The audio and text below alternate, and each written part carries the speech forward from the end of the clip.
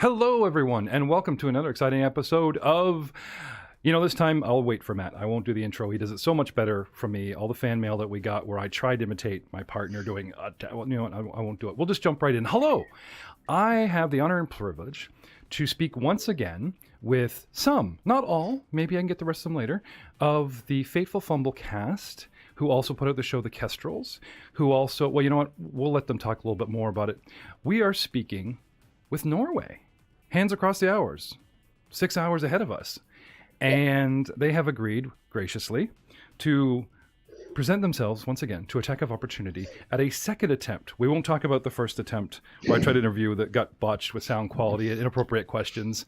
Though they brought Ollie here along, who's very inappropriate. I don't know why they did that. I'm trying to tame my game, and they bring this guy along.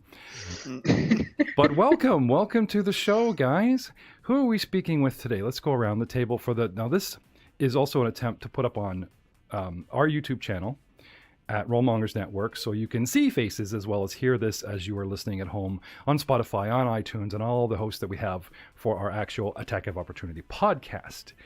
So going around the room, let's start with a familiar face that I know, Anita. Hello, Anita. Welcome back to the show.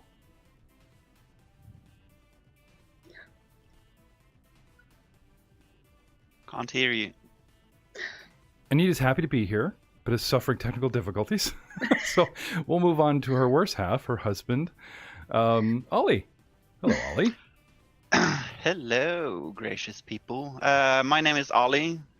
Spoiler alerts. I'm the game master for Chicago by Night. It's our Vampire the Masquerade a podcast that we are running, and I'm not going to bore you with my life stories. Let's just keep it to the part that I am happy to create drama for our channel. That's me. There's life stories. You will be pressed. I'm sorry. And we also have Ingrid, who I know personally is Rick's better half, your other GM. Hello, Ingrid. Welcome to the show. Thank you. I'm very happy to be here. I've mainly just been participating as a player. I hope to do some GMing later. I have been GMing some Adventurers League, D&D stuff, and previously some Call of Cthulhu in the past. So I'm really looking forward to sort of tackle the GM part sometime. Ooh, so are we getting a sneak peek of an up-and-coming show from you guys? Perhaps we should push that. I know that's a later question. We'll push that down the rung. Coming back around to Silent Anita. Yeah. There she is. Oh, there good. Hello again. Hello again. Thanks for having us back. Oh, pleasure. Absolute pleasure. My name is, as you know, Anita, and I've been playing RPGs for about 15 years, approximately. So since I was 15, and I do most of the podcast editing for the Fateful Fumble channel. Oh, I feel your pain. Yeah. As editor for us, it's very tight. I mean, it is a joy, it is a love, and finding music is so much fun. But yes, no more video games, no more reading books, no more. It's all editing now. Edit special editing time. Gone. All right, and so let's try this again. I will go around the clock so that we get sort of a specific answer to each question, and we'll have this going again. So you just talked about 15 years of being a gamer. So the first official question that we love to ask our guests on Attack of Opportunity is, was there a defining moment for you? Part of your life where you just embraced the genre and like, yes, I am a geek, I am a gamer, a nerd, sci-fi, spy, fantasy enthusiast, give me more, and then found that you were a minority in the world as opposed to not anymore. Geeks rule these days. No. Well, I think my whole fascination with genre things in general, like fantasy, sci-fi, was ElfQuest by Wendy and Richard Pini, which I started reading in elementary school when I might have been 10 or 11 or around there. I remember those books. So those were like kind of the love of my life. And I would watch cheesy fantasy sci-fi shows on TV, like Sinbad the Sailor was one of my favorites for a very long time as a kid. And Oh, you're talking about the TV show that came out in the 90s? The remake series? I remember that. That came after Hercules and the awesome spin-off Xena, which dominated the 90s television set. Yeah, we didn't have Xena on our TV because we didn't have cable. So basically, Sinbad was like the only show with fantasy characters. You settled for that Sinbad. I could watch. Yeah, and it was good. I mean, it was the drug that I had access to. Yeah, no, I was just recently I was calling this stuff like the gateway drug to RPGs and everything. Have you ever seen the original Sinbad claymation movies? No, I don't think I have. Because I don't care what they say, they still hold up today. The original Clash of Titans was so much more fun than the remake. But anyway. So I've basically always been a nerd and a geek. I've always liked to learn new things, and I've always liked to play pretend, and I've always liked to play games, tabletop board games, Nintendo, PlayStation, computers, pretty much anything I could get my hands on. And then when I was around 14 or 15, some of my friends, all boys, had started a D&D group and were talking about it at school, and I was like, oh my god, I've heard about D&D. It sounds so cool. Can I join you guys? And they were like, yeah, sure. And so for at least 1.5 to 2 years, I was, every Saturday we were in the basement of one of my friends, houses playing D&D together. So cool. Yeah, that's how that started. One of the cool kids, thanks to shows like Stranger Things saying, oh, these are the cool kids now. Yeah. Now, we felt really cool, at least. I know I'm going to have some help from our one of my co-stars, Matt Witt, with the video editing, and he would kill me if I don't try to adjust this sooner than later, is I'm getting a wash feedback from someone, and I can't tell if it's someone breathing on the mic, or is there an overlay coming through your speakers? I'm not sure. It might be. You guys hear that? It just seems like ambient noise. I don't know if anyone. I don't know if you guys are browsing. It might be me because I had to go back to using the webcam mic because this wasn't working with my computer. Okay. Well, no, you sound good. It almost sounds like someone's playing an MMO or something in the background while they're waiting for their turn to speak to me. And it's like, guys, no, kill the browsing. Focus. Yeah, don't do that. This is why we try for one-on-one interviews. Anyway, we'll deal with that in the future. The show must go on. So, Ollie, same question for you. I know you said you didn't want to be personally pressed, but we must. What in the past, before you met Anita, and she possibly brought you in, got you interested in the whole fantasy sci-fi genre? What got you into that originally? I call it the event of magic. If you follow Adler's, theory of a soul life, it was actually when I got introduced to Atari as a kid. I visited a friend, and he had this strange-looking box that just seemed mystical. And the first game I actually ever played on a console was Paperboy. If anyone remember that game. I do, actually. Yeah. Showing my age, and I remember the Atari consoles. Yeah. And as far as console went, that was just that's when I discovered games.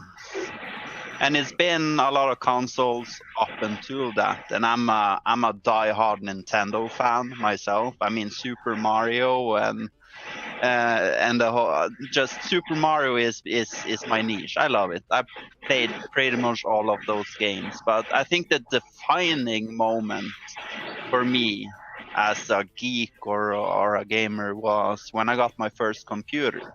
The first thing I actually did was to pick the whole damn thing apart and couldn't fix it. Kind of ended the gaming career right there.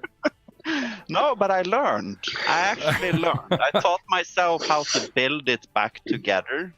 And when I got it working, I started picking the operating system apart. And it's just... that is the moment I knew that I was a nerd, because I was doing things no one else was. Yeah, that's awesome. It sounds like one of those hunter stories, like if we didn't catch the food, we didn't eat. And if Ollie didn't put his computer back together, he didn't play. It was just, Yeah, that's great. Sort of like that. But for RPGs, that was when I was around 13 or 14 years old. And I just realized I was part of the Okay, now I hear that sound really loud. Yes, I was trying to subtly signal you guys having those that aren't talking to mute up, but I wonder where that's coming from. No idea. let's go muting in turn. Yeah. Let's start with I'll start. Ollie, keep talking. Yeah. Okay. Yeah, Yeah. it's Ingrid's computer for some Yeah, reason, it's or Ingrid's Ingrid's mic. Yeah. But what I was saying is like when I realized that I was part of a geek community, sort of, not just identifying myself as a geek, is when I realized when me and my friends were sitting in a basement playing Dungeons and Dragons instead of being out and drinking with the lame and the lonely. So that is pretty much my story about gaming. Yeah, it And keeps you out of trouble because you can always bring the beer in house or the pizza in house or whatever and get in your own trouble, but you're like in a little safe and closed space with your fellow nerds. No, seriously, like the Yeah, but teenage mind gets it was- bored. So It was good. I don't regret anything. I mean, it was pure magic. I mean, in the sense that we created our own magic, and I don't think anyone will ever understand the beauty of fictional creations until they've been there themselves. that's a very good point. Now we have married couples. We have people saying, and my husband, even myself, my wife, Cheryl, our executive producer, is a gamer, but rarely do I get the chance to interview them side by side. So I have to put in a little sub question here and ask, did your interest in gaming have anything to do with how you guys first met or got to know each other or anything like obviously when you're in a relationship, having a list of things you both like is a big bonus. But I'm just curious if there was any kind of Cinderella story with the two of you or anything where, we were cosplaying and, I was Pikachu and he was Ash and something like that, or no? No, I'm not sure I would call it a Cinderella story, but the first time I met Ola was when he came to visit me because I was throwing a New Year's Eve party. And I didn't know him at the time, but some friends of mine asked, hey, is it okay if we bring this guy along? He's a bit of an asshole, but, he's cool. And I was like, yeah, sure, whatever. Get him drunk, it'll just make him less of one. No. Yeah, so that's pretty much how I met him. And he turned out to be a complete gentleman who helped me clean my kitchen after the party. Oh, so, well, bonus points. Yeah, I and bet- then Nothing to do with my OCD at all. no. So, Ollie, I got to ask Ollie, did your friend say, hey, man, we're taking you to this party and we told the host you're complete ass, so you're on the hook, and then, you decided to gentleman up, or? No, she's underselling it. For my part, I had decided to give women a chance. I'd come out of a 5-year-long streak of hating them. So my friend asked me, do you want to go to this New Year's Eve party? And I was like, party? No, party sucks. No, it's a small party. It's just, us and a couple of others. And Anita's friend at the time had painted me as the devil. Yeah, the sounds of it. But no, I was baffled. I came into the kitchen to greet the host of the party, and what I understood later, or basically what occurred to me, is that I saw someone that infused instant attraction in me, but it took me about a year to realize what happened. So all the interest in fantasy and that all came later. That was like a happy coincidence that you guys were both into it separately. Yeah. Yeah. Well, that sounds fateful. I like the sound of that. Yeah. That doesn't lead into the Fateful Fumble. That's an Ollie story. Like, Rick didn't bag that name going, well, Ollie was drunk and fumbling around Anita's kitchen, and it was fate they met. Like, you see where I'm going with this? No? There was no cue to that name? Okay, just checking. Okay, so moving down the row. I'll stop trying to embarrass this lovely couple. Ingrid, hopefully check this out. Pick up. I'll get you guys to pass on to Ingrid. How about you? Was there a defining moment? I don't dare. We can't talk about Rick behind his back because then he won't interview with me later. So just on your own, unless of course he got you into it. I got raised by a gamer. So my father has done board games and RPGs and been reading sci-fi and fantasy since before I was born. Mhm. So he kind of raised me on Tolkien and Lovecraft and Star Wars and Star Trek and Dungeons and Dragons. So I got introduced to Dungeons and Dragons when I started school. Sorry, did you say your dad was playing? Yeah. My dad's wow. a massive nerd. I have seen his collection of Call of Cthulhu things. It's got a room of its own. Oh, wow. And lucky me, let's get him on the show too.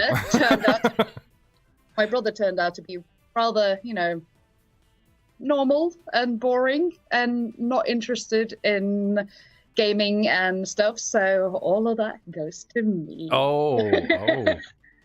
So yeah, but he's got like so much stuff, like some of my favorite Forgotten Realms rule books and resource books are there. I have that old Forgotten Realms Atlas book. Oh yes. Don't get me started on the realms. I've been there a very, very long time. I'm only new to Pathfinder the last couple of years. I have tons and tons of books. And do you remember, we actually talked about this recently with Frank Hamilton, one of our guys. Do you remember you'd buy a box set for Forgotten Realms and there was that big cartoony map that came in pieces? Oh gosh, no. To edge you on, this thing would fill a massive wall. And they sent you an area, and it had this nice big sort of 4x4 map, all very cartoony. And it's like, where's the rest of it? It's like, we got to buy the next box set for the next region. And you could paste these together to finally make all of the realms. And of course, if you didn't buy a source book, then there was just this gap in your realm. You had to go along, and it's like, oh, that map ends, and you guys are gonna have to go south, down, and around, because I have no idea what is there to get up into this other part.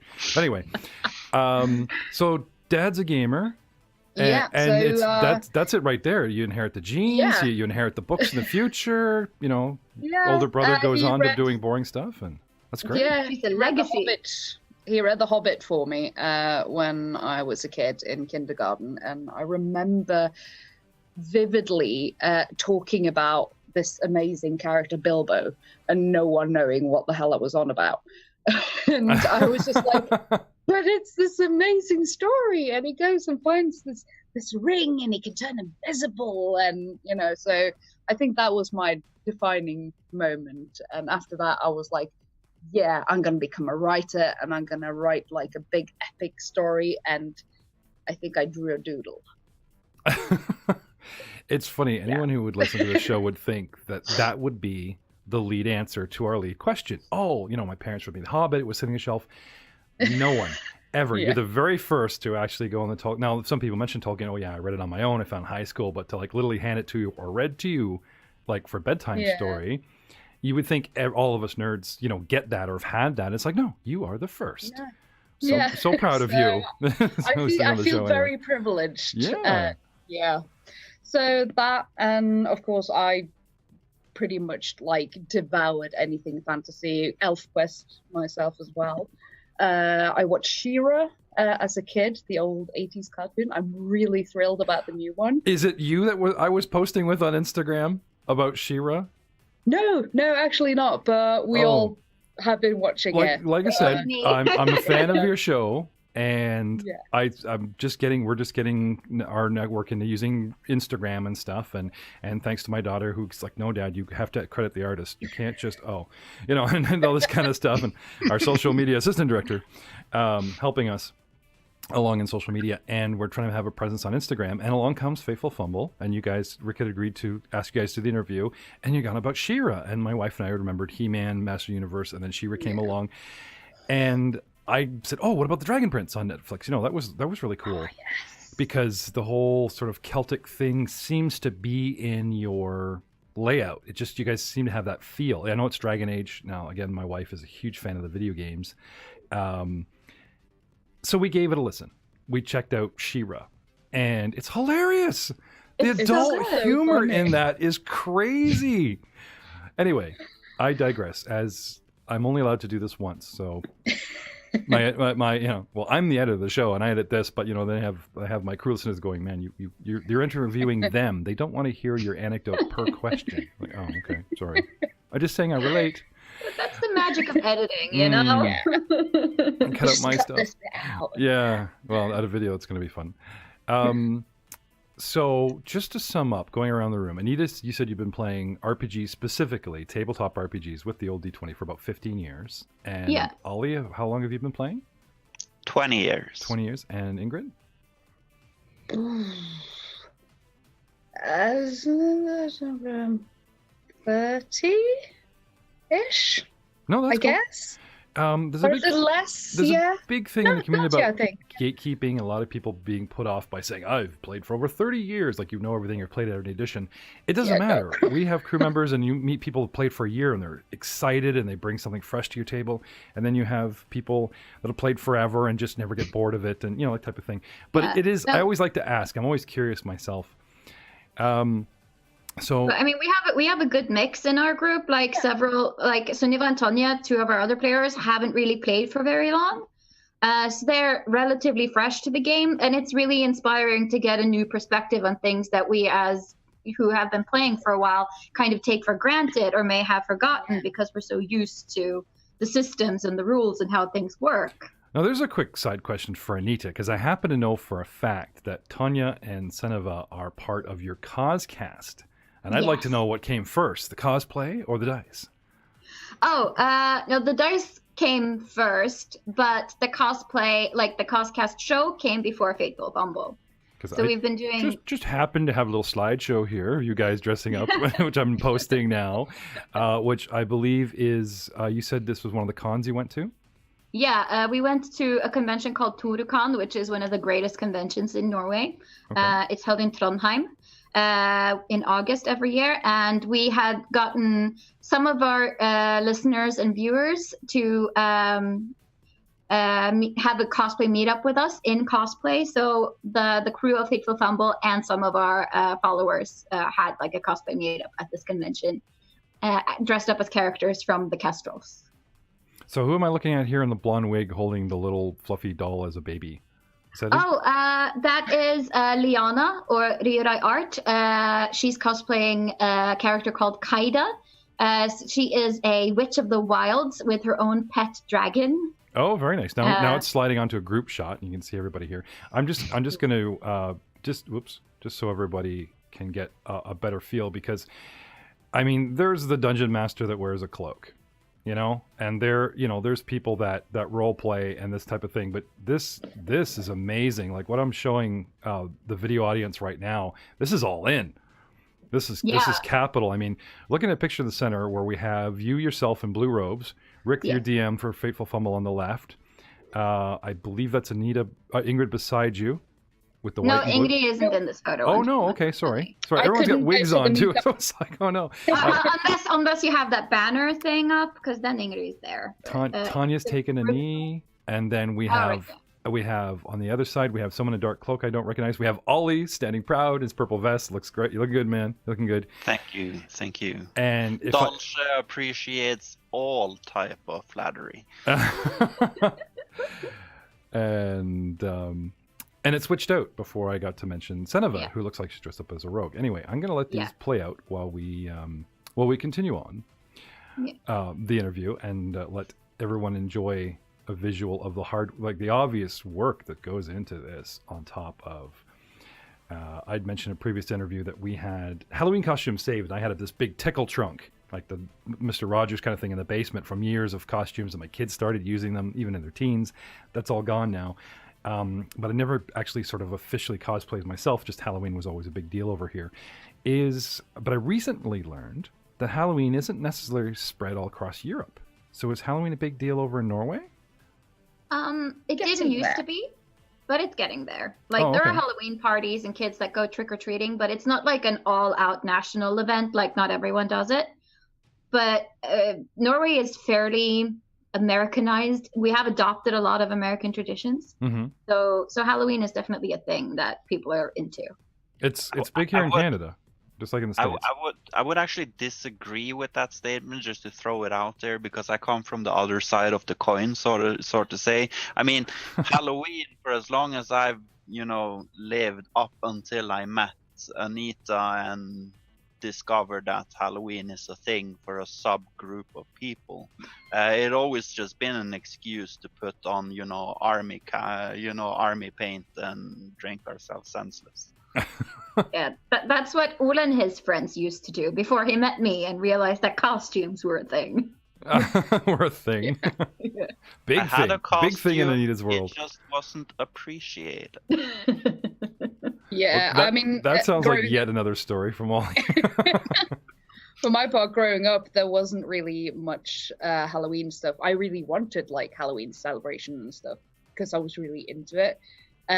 But there were hardly any parties. People didn't go trick or treating, and so I was like, anything that involved being able to dress up and stuff would be like yes. And then I discovered live action role playing games and did a lot of LARPing. Yes. And then I got into cosplay from LARPing. So is this a LARP I'm looking at here? Like I'm looking at Rick full on elf, but he's got a veil, and instead of a full on rogue with a top hat. Like the two of them are getting a reverse gender marriage, and it has got to be my favorite photo. Like this is just unbelievable. The looks on their faces. Rick looks so stern, and some of us got this look like, yeah, I'm being paid for this. I don't know, maybe. No, because I mean, Rick is cosplaying Tonya's original character Ness, who's basically a nihilistic murder machine. Okay. But he would do anything for his friends. Okay. And Sunniva is cosplaying her character Cyril, who is an Orlesian rogue, who is like, I am not doing anything unless I'm getting paid, and romance is for dummies. Oh. So we just thought that it would be really funny to have ship pictures of those two characters. That's cute. That is awesome. Which really brings us around to our next question. Were you playing Dragon Age, the RPG? Like the video game is huge. Like I said, my wife's a big fan. What were you guys playing the video game first and then went to the RPG? Yeah. And what made you decide to play the RPG? Or was it like, we are going to podcast and this is what we choose to sell? Like, what was the transgression from one to the other, and why? Why did you go for the Dragon Age? Well, we actually started with the Fate Swain, which is a different group. Yeah, Okay. It was the first Dragon Age group that started up because Rick had bought the game and wanted to try it out. And we started offline, just like tabletop around in our living room. And then we decided after a while that it would be really cool. And then the Kestrels got there before us. And then we were like, well, now we got to do it. So that's how it started. And it's just been a blast. And it really was just because Rick wanted to try a new system. Yeah.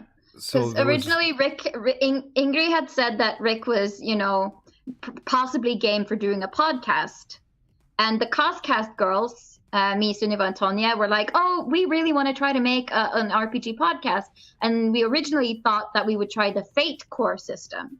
Yeah. But it turned out to just be a little bit too much effort to create an entire universe and everything and make it, it was just too much. So we kind of screened the project until the Fate Swain group started playing. And then Ingrid reminded Rick that, like, you promised the Coscast girls that you would give them a game. So you should give them a game.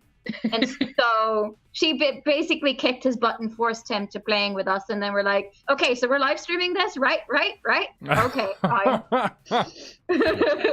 we had to go at live streaming, and like I said, our players aren't, let's just say, as exuberant as yours. They're not used to limelight. I've got two guys. One is lead singer for a band, Matt Witt, and one is an actual podcaster who appears on another guy's show who has never played RPGs and brought him in to join us from ReetonEntertainment.com. And that's Connor Besh with Reeton from ReetonEntertainment.com. So if you throw up a recording and a mic, they're like, we're fine. You say live, they're like, oh, I don't really want to do this, but how's my hair? We're fine. The rest of the guys were just random people that we had interviewed, friends that we talked into it, people that we had interviewed and built chemistry with on Roll20, the platform, the browser where you can play and put up the grid and everything. And they had to sort of learn to be recorded. And it's not the same as just playing around a table. And then we tried some Twitch, and half of them choked.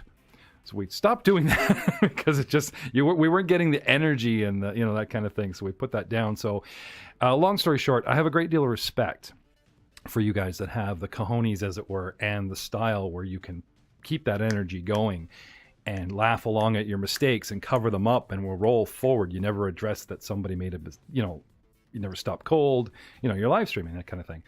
Now, there's a lot of amateur stuff on Twitch, and the Twitch audience is really forgiving, thank God, to a lot of us. Until the trolls come and, comment all over stuff going, oh, this audio is horrible, this happened. But there is a growing pains, an allowable, this was our first thing we did, here's our second show, or episode 5, and the audio gets better. And that just seems to be the norm these days. So for your brand, you guys are all summed up under a network, or you're all summed up under a brand of Fateful Fumble? How does that work? Well, it's kind of, I like to call it a podcast collective. Okay. So we're basically just this group of, how many are we now? We're 6. Yeah, 6 friends. 6 people. We're 6 people in Fateful Fumble. Yeah. Who just really enjoy RPGs. So we play together, and right now we have 2 podcasts. One is The Kestrels, which is the Dragon Age one. And we have one called Chicago by Night, which is a Vampire the Masquerade podcast that Ola GMs. Yep. And then we do D&D live shows at conventions, like one-shot things, which we call Cirque du Soleil, because we're a traveling freak show circus. And we do missions. Lame stuff. We do really lame stuff and missions for a guy called Mr. Gohelk, who is definitely not a vampire. I've seen those pictures. Now, the Fateful Fumble crew, who do the Kestrels, post. You can find these guys on social media, under Instagram for sure. And they always have these great selfie shots that really look in the moment. I mean, there's some of you guys are posing, usually taken by Seneva, I noticed. Yeah. She is the selfie queen. Yeah, no, she's, way back in the day, it's one of the things before greengrossing was photography, and you can tell that somebody has a talent for it. And I wanted to touch on it. I'd seen some of the videos the Cause Girls had done. The Addams Family video of the 3 different colored links running around a convention, the red, the blue, and right? And the comedy and the editing and what you guys put in there for some cute little sketches. It's brilliant stuff. Like, this is way above amateur feed for, and it's like, well, if these guys are putting on an actual podcast, I want to be a part of it. I want to listen to them. I want to help promote you guys, and here we are. Well, that happened a year ago, and then I totally tanked the interview and apologized profusely, and we all silently agreed that should never air, and now here we are, you're a leader with different people to talk to. I also noticed you talking about doing the shows. Ingrid always looks the one that's least impressed, like you're catching her by surprise. The photo goes off and everyone's there, and there's Ingrid just kind of like, yeah, it's a one shot. Does this really count? Like, I don't really want to be here. You always look like you want to get back to like the main show, Ingrid. Is that true? No, she's just kind of putting up the peace sign. I'm just my attention span is just like, oh, so no. It's more that, we're taking selfies, huh? Oh, yeah, that was a great shot. Every 20 minutes is Seneva. Hi, Seneva. Big fan over here. Never met you, never spoke to you. Probably don't even know we exist here at Roll Mongers, but big fans. It doesn't help that Seneva is like excessively photogenic. So it's like beside her, it's just like, yeah, she cannot take a bad picture. Like I noticed that.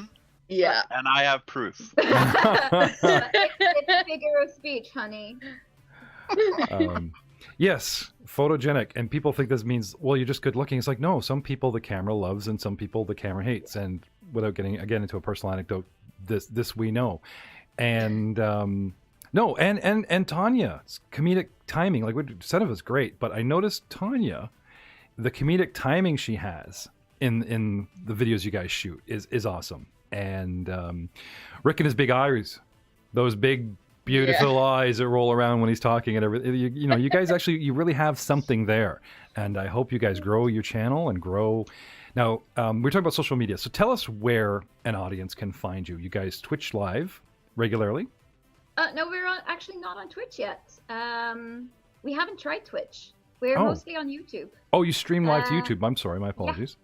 But that's okay. But we have actually considered trying streaming to Twitch just to see if that is a easier way of getting a larger audience. We just haven't gotten around to that bit yet. It's bigger here in North America, but the downside is then you're lost in a sea of millions of podcasting fish. Also, the chat on Twitch can be kind of toxic sometimes. Yes, I've noticed. So that's also been one of the reasons why we're kind of careful around that subject, because we want our followers to feel like it's like a welcoming and warm community. We don't want trolls or haters or anything.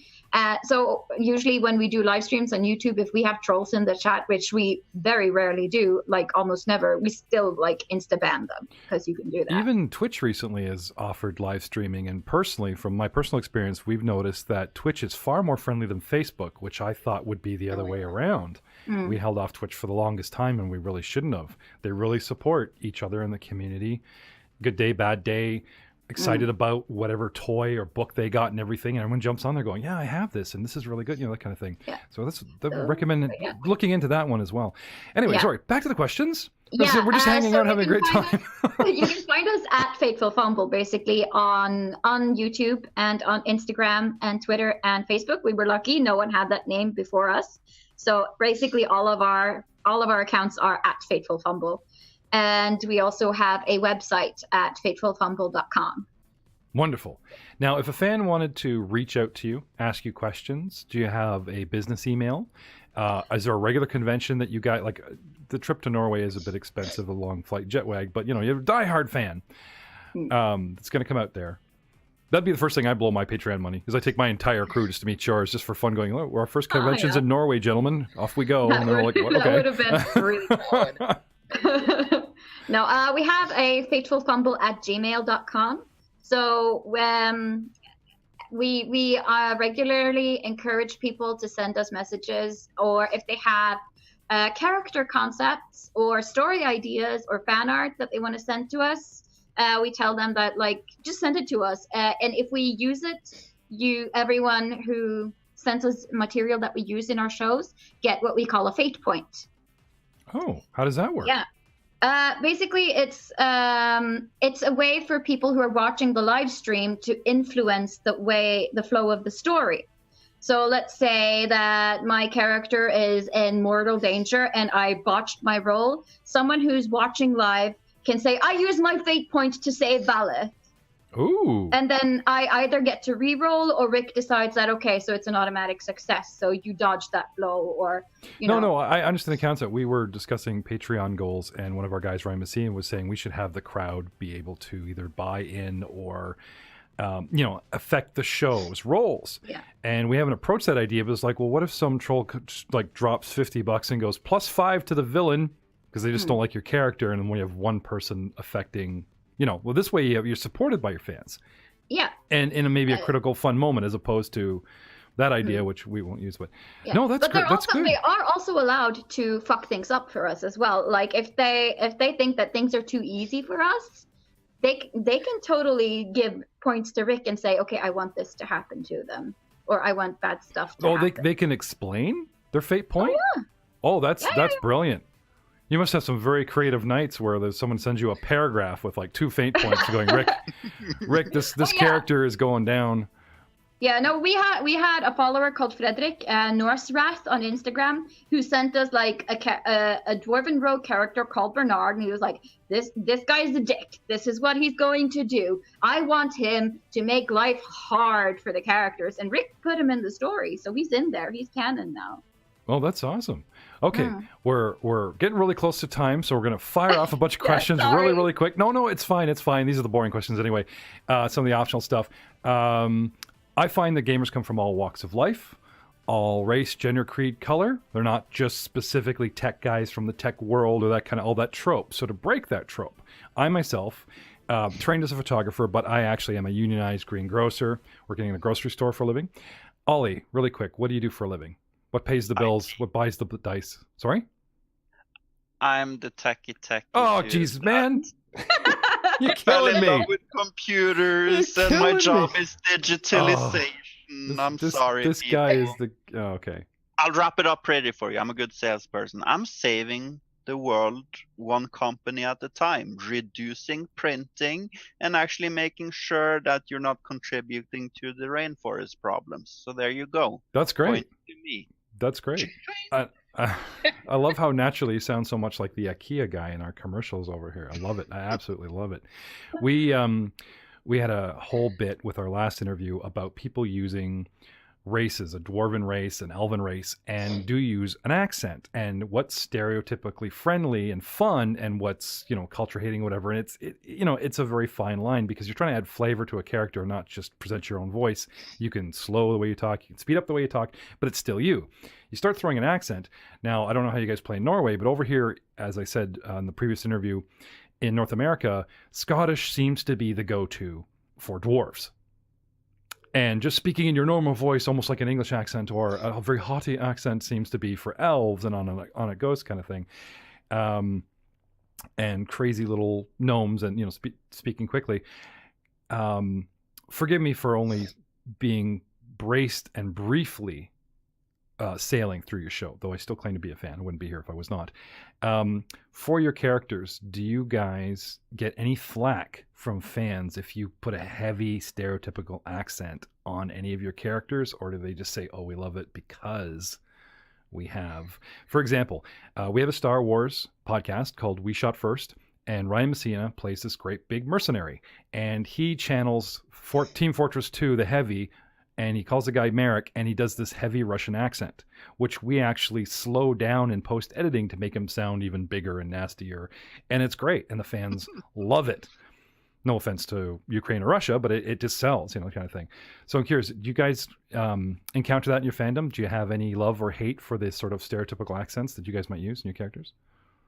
Well, Rick does a lot of accents because he gets to play a lot of characters as the GM, and I mean, one of the most beloved NPCs of our show is Leclerc, who is a drunken grey warden from Orlais, and he does it with a very angry French accent. You know, people love it. Everyone loves Leclerc. And I tend to try and do different accents for different characters. Whenever I'm speaking out of character, I use my normal British accent, but whenever I speak as Stan, I kind of go a little bit deeper and a more American accent and slow it down a little bit. Well, don't go too far. Like, if you guys want to hit if you want to hit the North American audience, we love foreign accents, British especially, even the slight accent that Anita has and everything. We find it completely charming, and we're already transfixed when you're talking as a player. If you switch over to a character, it's just you double sell. Like, that's brilliant. I mean, you guys should do, and will do. I hope you will do. Very big over here. So quickly going around, Ingrid, what do you do for a living? I am a bookshop worker. I work in a bookshop. I sell kind of academic books to students and lecturers at one of the universities in Oslo. But my education is as an actor, so I have a bachelor degree in acting. Oh, a favorite addition to the show. And Anita? Okay. Twofold as Ingrid. I have a bachelor's degree in illustration and a bachelor's degree in aesthetics with a major in media science. But for a living, I do social innovation. Which... So I love how it's like, this was what I was supposed to do. This is what I am doing. Yeah. And right here, podcasting is what I really, really, really want to do. Yes, exactly. Podcasting is like, if I could quit my job tomorrow and do podcasting for a living, I would. I wouldn't even take a second to think about it. I would. Oh, yes. I think any of us would.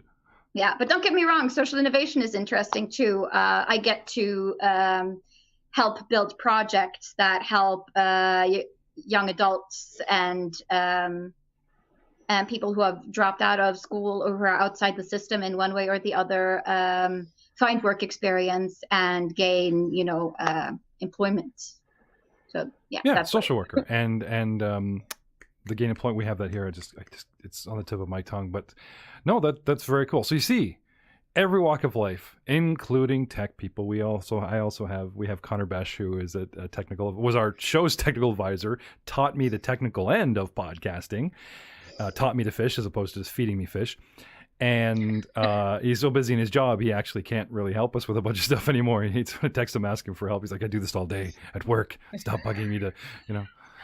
Time to do this. You guys just mentioned education and everything. It's like, I just want to put in there that if I weren't doing IT, I would be in psychology. I would actually be studying psychoanalysis and social anthropology fiercely.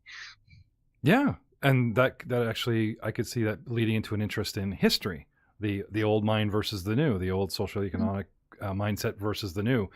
And I can see the books behind you. I'm dying to ask. Like, have you got any? Is it all RPG, or do we have any? Some of the any Freud? Anything interesting up there on the? We have everything. I actually have my own poetry collection. Oh wow! To informative for dummies books. We have educational books with dictionaries. This is basically an EDU collection, I would say. Do you have fate points on your Vampire Masquerade? Because I would pay good money or burn my fate points if I could earn them somehow to have you play an NPC like a bardic vampire that would like. And now I will read from the Blood Memoirs and just start going through the poetry book. That would be awesome. A whole episode of just the DM doing that. See what we can do. I want credit for that content. Thank you. All right. Which brings me to one of my last questions.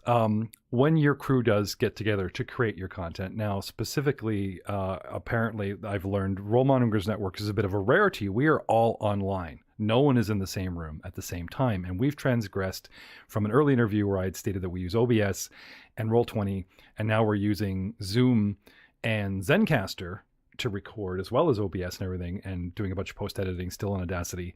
Where does the magic happen for you guys? Like, you all go to like one house? Do you actually have a studio set up? I noticed you've got some kind of sound barrier or something going on behind you. There's some drapes, Ingrid.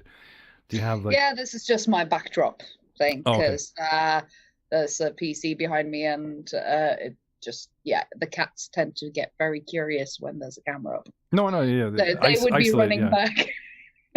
But yeah, we usually tend to do the Kestrels in our house. Around our dining room table.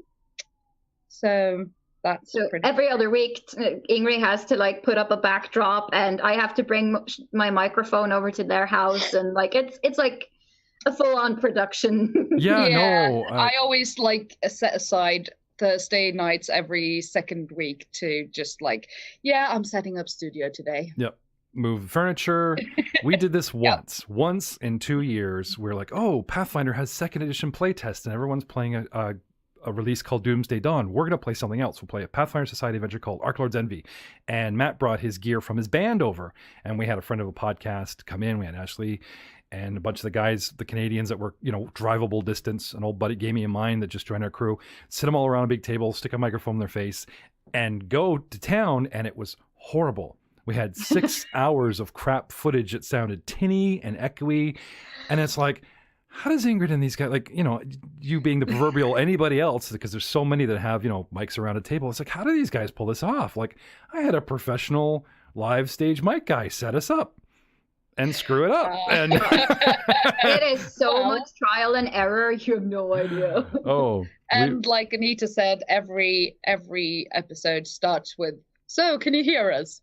Yeah, how's the sound? She's right feedback in the chat. Yeah. And we have a plethora of different microphones purchased by a crew, and different big college room dorms, in somebody's kitchen. I'm lucky enough that my eldest daughter has moved out, gotten married, and I took my son's small room. He moved to the big room, and I've taken a little tiny spare bedroom and tried to make a studio out of it. But like you said, you learn as you go. You buy something like a Yeti, which is the podcasting standard, for $200. A lot of people seem to use the Yeti. I have an SE Electronics studio mic on a tripod foot. I hate the Yeti because it picks up the whole room, and I blew all this money on foam, and now I'm using an AT2035, which just picks up me. And it's because you need a directional mic. That's one of the ways to make sure that you don't pick up everything. Is to have the Yeti claims to have a cardioid pattern, which is projected in front, and it's like. Anyway, so I guess our advice to that is, oh, Jeff. It's James Bond time. Just quick. Terribly sorry. And we're talking about mics. So this is my microphone. Yeah, what do you got there? It's a Svive It's a USB mic. It's basically a plug-and-play microphone. Now, this picks up everything. I mean, you can stick this in a room and you'll hear the neighbor fart. It's an omnidirectional mic. Is that what you're saying? Yeah. While the studio microphone I bought for Annie is a professional microphone. It has like built-in decibel dampeners and all kinds of shit. So that's probably why we're getting the result we're having. Do you guys have a favorite mic? Like if you had to, for us, most of the guys, I've got them onto AT2100s that have a direct USB, but they also have the option for an XLR cable for phantom power. And we find over in North America, it's the most bang for your buck. It sits around 80 to 120 US Canadian kind of thing without being a crap $20 mic and without being a $300 very expensive Rhodes or whatever. I'm not sure how much mine cost. Ola, do you remember what you had to pay for it? In total, I paid $3,950. Okay, so around $400 is what he paid in total for the microphone, the mic stand, the mixer, and cables and and here is considered like an amateur wouldn't go for that. They'd start off with $170 Yeti and just go, this is all I got, and they have this giant missile in front of them for streaming or whatever. I'm a visionary. I saw the future.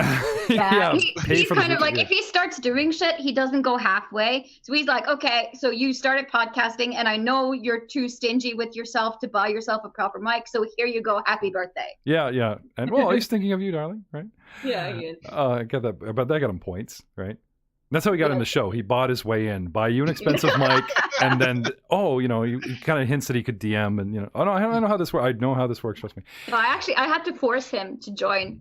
I was like, we want to do a vampire thing, and you're really good at doing vampires. Come on, do it. Yes, please.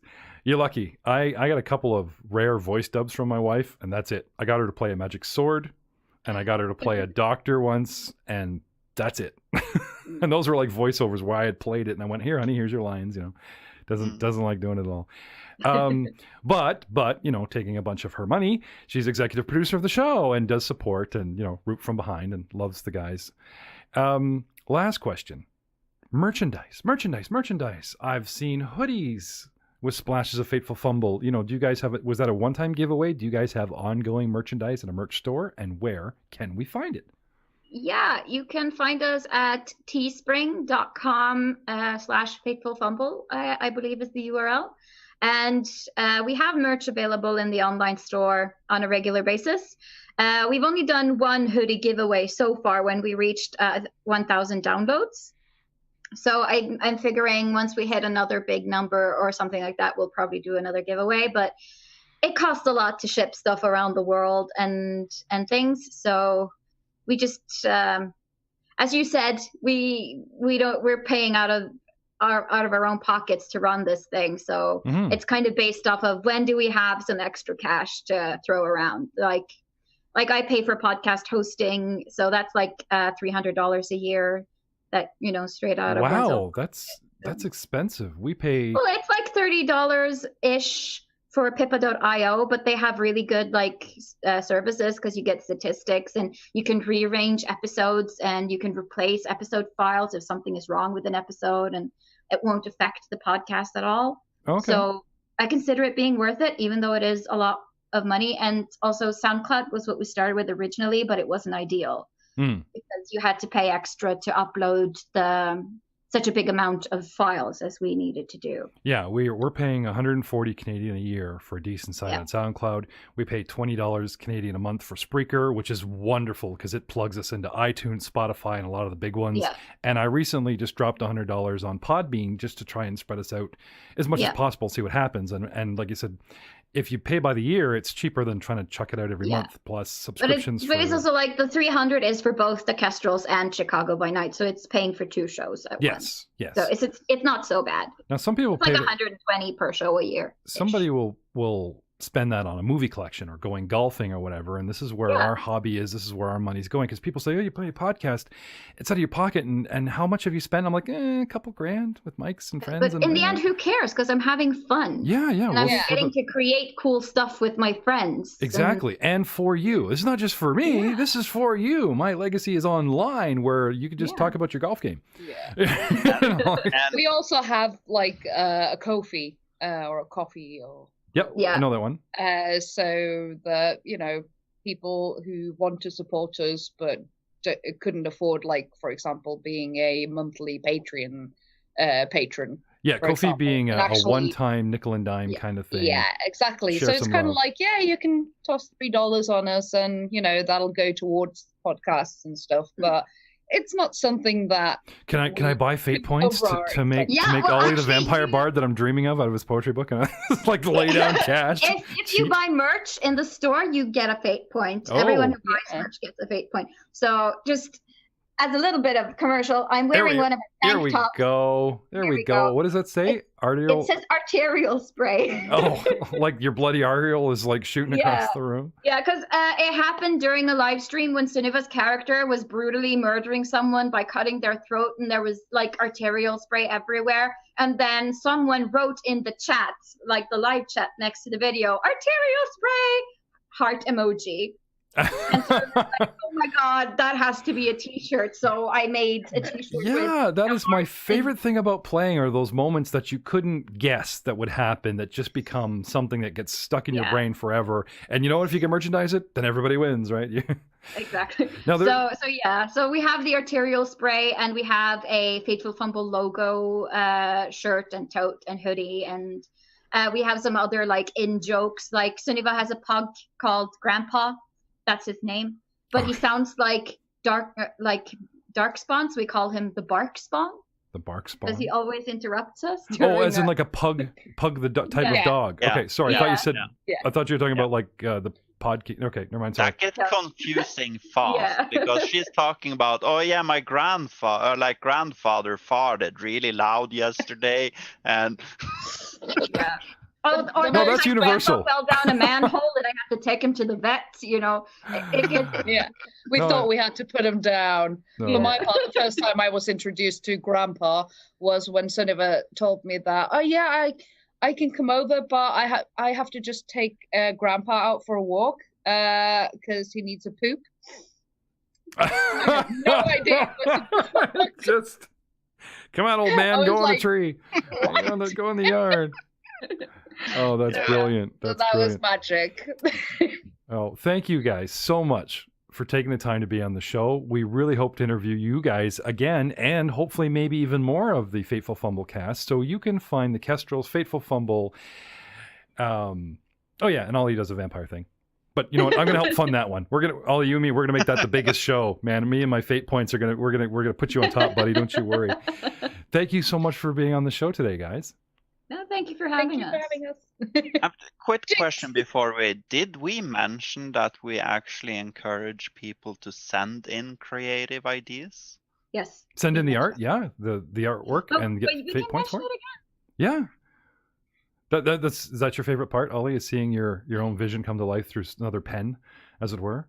Because I think that's brilliant. I've seen. I literally want to promote creativeness in others. Oh, I see. And if people like what we do, like they like what we create, our stories and everything, I don't want them to end up being the listeners that thinks, these guys are so great, my thoughts are inferior. No, not at all. We want you to send us your creative ideas.